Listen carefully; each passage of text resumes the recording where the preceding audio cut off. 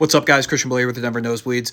It's been a fun week in Denver sports, so let's do a quick little 2-minute recap of how all of the Denver sports teams fared this weekend. All of them played, and some of them were good, some of them were bad.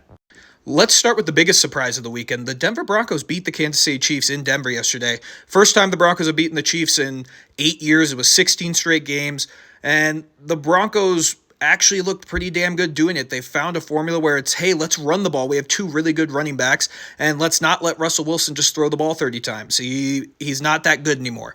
So the Broncos have kind of figured something out. The Chiefs also turned the ball over 5 times in this game yesterday, so that really helped the Broncos.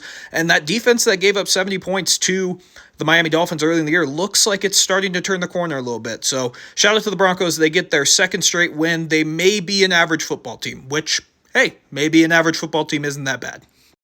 Let's talk about a team who most recently won a championship for the city of Denver, and that is the Denver Nuggets. Earlier this week, they raised the banner. They got those really pretty rings from the man Stan Kroenke, beat up on the LA Lakers. Then they beat up on the Memphis Grizzlies in a closer game on the road, but they still found a way to pull away. And then they went into Oklahoma City, a very good Oklahoma City Thunder team, and beat them by almost 40 points.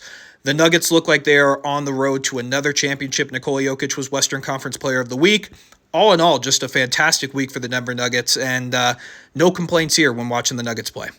Then we switch over to the Colorado Avalanche. They started the year 6-0. You knew they were going to lose eventually. They lose to the Pittsburgh Penguins 4-0, get absolutely walloped in that game, and they followed up going into Buffalo to face Erik Johnson for the first time, and they get walloped by the Buffalo Sabres. Story of this game was the hit on Cale Makar.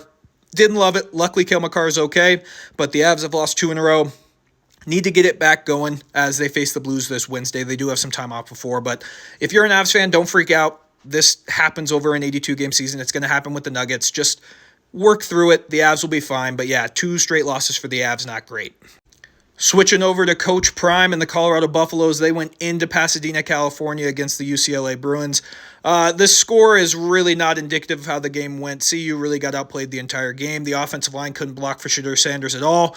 Tons of sacks given up, just not good enough from the Colorado Buffaloes. It's looking more and more like they are not going to make a bowl game, but still, if you're a CU Buffs fan, this year is a win in your books. You have 4 wins. You've won 3 more games than you did last year. So if you're a CU Buffs fan, there is a chance they can pull off an upset against Oregon State this week. But, man, the offensive line is bad. The defense looked better in this game.